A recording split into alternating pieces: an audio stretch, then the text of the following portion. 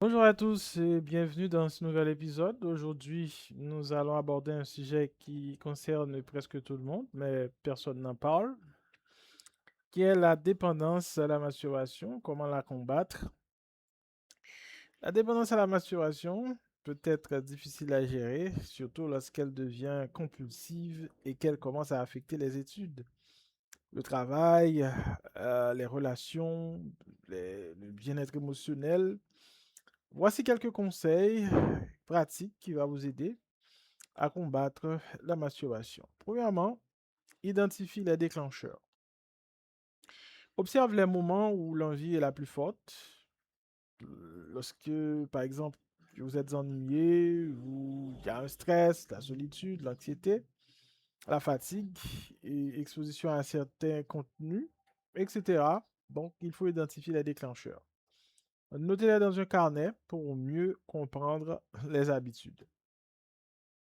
Deuxièmement, évitez les situations qui favorisent la tentation. Réduire l'accès au contenu sexuel ou pornographique.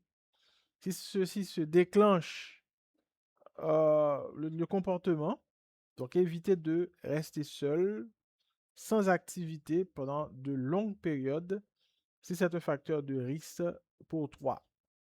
Troisièmement, il faut occuper son temps, occuper son esprit, ne restez pas oisif.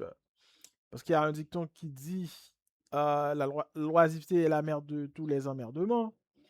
Fais du sport, lis, apprends une nouvelle compétence, participe à des activités sociales ou créatives.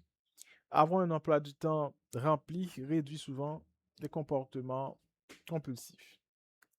Quatrièmement, gère le stress autrement. Essaie la respiration profonde, la prière, la méditation, l'exercice physique ou les discussions avec une personne de confiance. Beaucoup de comportements compulsifs sont liés à la recherche d'un soulagement émotionnel. Cinquièmement, fixe-toi des objectifs réalistes. Il faut que ces objectifs soient réalistes, bien entendu. Ok. Ne vise pas forcément la perfection à l'immédiat. Donc la perfection, parfois, c'est un trop gros mot. Ok.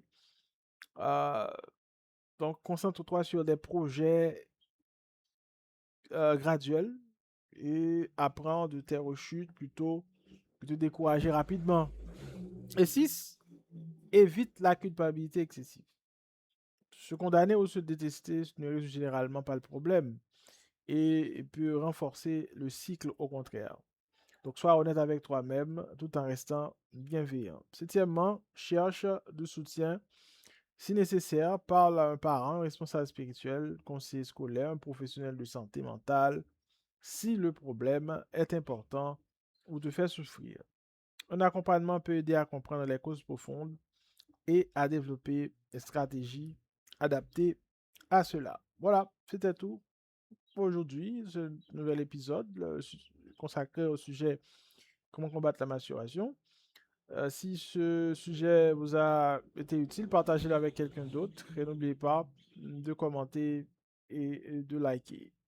Merci d'avoir suivi. À la prochaine pour une nouvelle édition. Ciao.